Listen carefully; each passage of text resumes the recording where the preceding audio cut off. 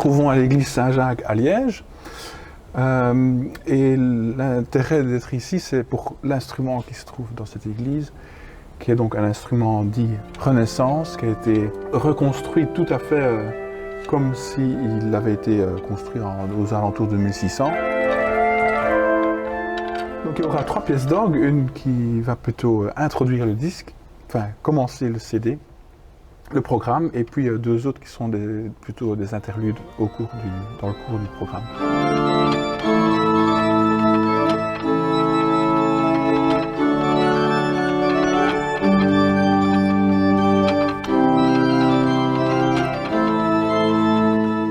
Alors ces pièces d'orgue vont prendre place dans un disque consacré à de la musique liégeoise du XVIIe siècle, publié par Musique en Wallonie.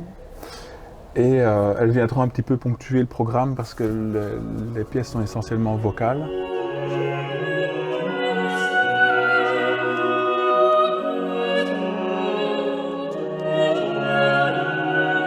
En réalité, les compositeurs mis à l'honneur dans le cadre de l'enregistrement ont tous un lien avec Liège, la ville de Liège ou plus largement le pays de Liège. Fabien Moulart, le directeur musical de l'enregistrement, organiste, tromboniste, a choisi librement une série de pièces de sorte de redonner, de reconstruire ce qu'on appelle des vêpres. Les vêpres sont l'une des heures de l'office divin dans le rite catholique.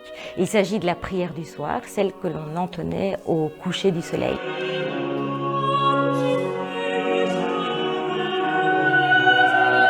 On retrouve la polyphonie vocale, des grandes pièces à double chœur, à 8 voix, à 4 voix, à 6 parfois, avec pas mal d'instruments aussi. Il y a 4 trombones, du cornet à bouquin, du basson, de l'orgue et 8 chanteurs.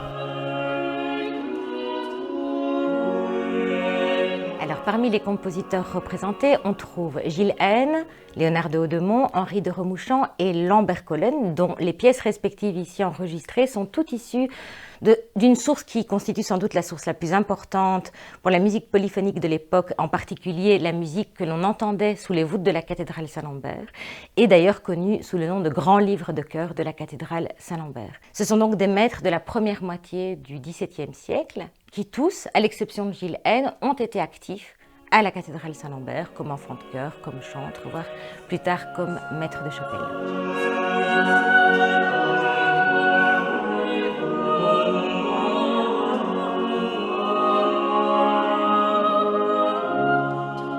Deux pièces sont issues d'une autre source d'importance pour le répertoire de l'époque, à savoir le livre d'orgue des frères Croisier. Ce frère Croisier a recopié toutes sortes d'œuvres qui circulaient à son époque, parce que de son temps, on n'avait pas l'imprimerie comme maintenant, donc on ne savait pas faire 500 ou 800 exemplaires du même ouvrage.